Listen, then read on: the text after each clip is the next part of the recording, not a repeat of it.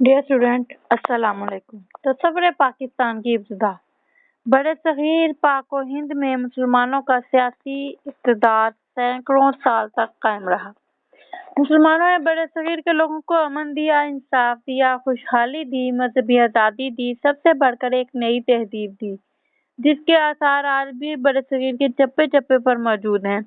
लेकिन जब मुसलमानों में फूट पड़ी, अंदरूनी झगड़े उठे, तो हुकूमत की बुनियादें कमजोर पड़ गईं।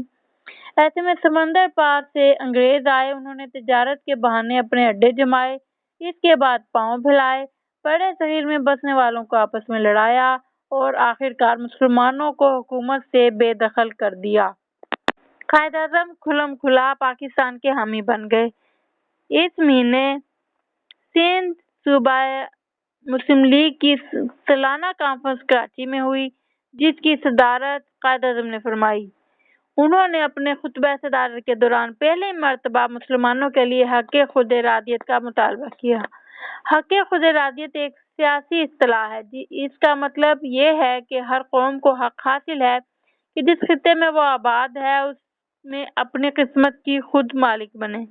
इस कॉन्फ्रेंस में कायद-ए-आज़म की सदारत और रहनुमाई में एक करारदाद मंजूर पाई, जिसमें बताया गया कि अगर हिंदुस्तान जैसे वसी मुल्क में पायदार अमन कायम रखना है तो इसकी एक ही सूरत है, यहाँ की दो बड़ी कौमों हिंदुओं और मुसलमानों को सियासी हक़ खुद-इरादियत दिया जाए और हिंदुस्तान में दो फेडरेशन कायम की जाएं, एक मुसलमान सूबों की और एक हिंदू सूबों की।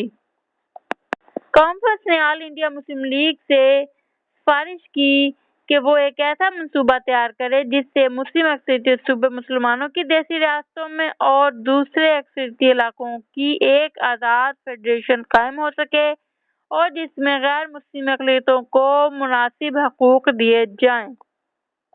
कायद-ए-आज़म पूरी हिंदू कौम और बरतानवी हुकूमत के सामने डट गए कि मुसलमान एक अक़लियत नहीं बल्कि एक कौम है। हमने मज़ीद वाज़ेह किया, तुम्हारी तादाद सबसे ज़्यादा है, तुम तरक्की याफ्ता सही, तुम्हारी मुआशी हालत मजबूत सही और तुम समझो कि यही आखिरी फैसला है, लेकिन मैं तुम्हें बताए देता हूँ तुम दोनों को कि तुम तन्हा या दोनों मिलकर भी हमारी रूह को फनाह करने में कभी कामयाब ना हो सकोगे।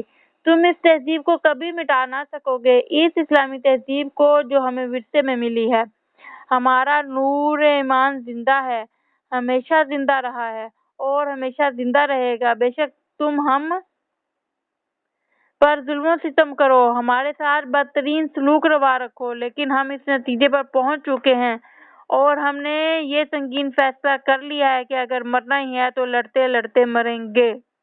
और फिर मजीद वाज़ेह किया कि मुसलमान एक अक़लियत नहीं है, हाँ, मुसलमान एक अलहदा और मुमताज़ कौम है और हमारा एक नस्ल-ओ-लैन है। हम कोई ऐसा निज़ाम हुकूमत कबूल नहीं कर सकते जिसकी रो से एक हिंदू अक्सरियत महज तादाद की बिना पर हम मुसलमानों पर हुकूमत करे और हमें अपना फर्माबरदार समझे। उन्होंने मजीद कहा कि अगर बरतानी हुकूमत इस बारे में वाकई मुखलिस है कि बड़े सगीर के अवाम को अमन भी हासिल हो और खुशी भी, तो उसके सामने एक ही रास्ता है कि हिंदुस्तान को खुद मुख्तार कौमी मुल्कतों में तकसीम कर दे और इस तरह बड़ी कौमों को अपने अपने कौमी वतन बनाने दे।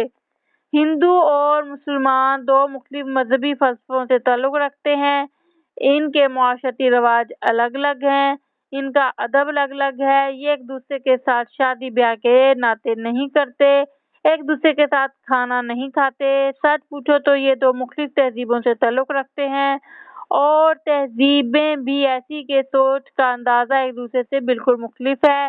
जिंदगी के बारे में हिंदुओं और मुसलमानों के तस्वुरात अलग अलग हैं।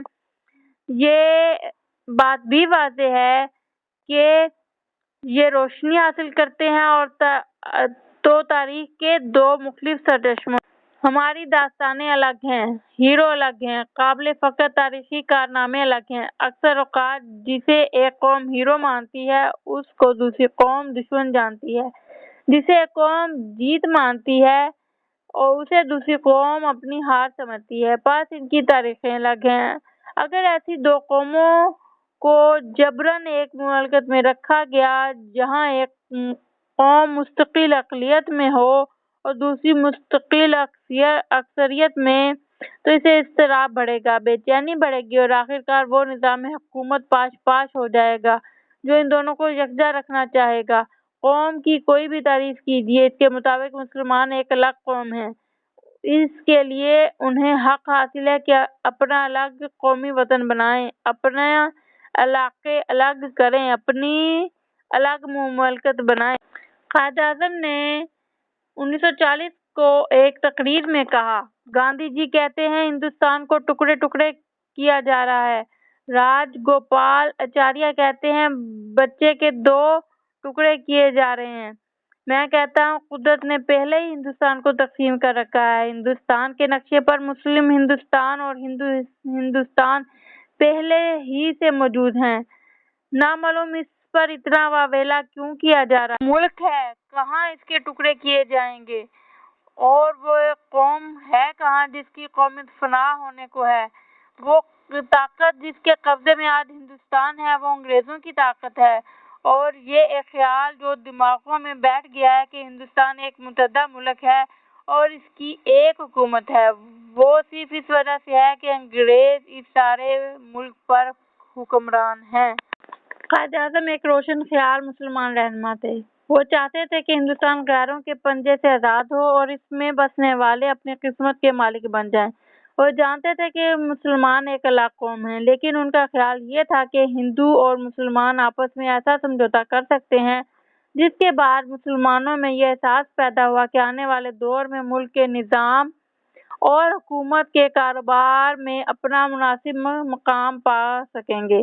وہ سمجھوتے کو اس لیے بھی ضروری سمجھتے تھے کہ اس کے بغیر انگریزی راج سے آزادی پانے کے لیے مشترکہ جدوجہد نہیں ہو سکتی تھی۔ انہی خیالات کی بنا پر ہندوؤں اور مسلمانوں میں یکساں محترم تھے۔ چنانچہ کانگریس کے مشہور رہنما گوکھلے نے کہا، محمد علی جناح ایک سچے آدمی ہیں، وہ ہر قسم کے فرقہ وارانہ تعصبات سے آزاد ہیں۔ یہی وجہ ہے کہ وہ ہندو مسلم اتحاد کے بہترین ایلچی ہیں۔ ڈیئر اسٹوڈینٹس، آپ نے میرے چینل کو ضرور سبسکرائب کرنا ہے تاکہ نئی آنے والی ویڈیو کا نوٹیفیکیشن آپ کو مل سکے۔ شکریہ۔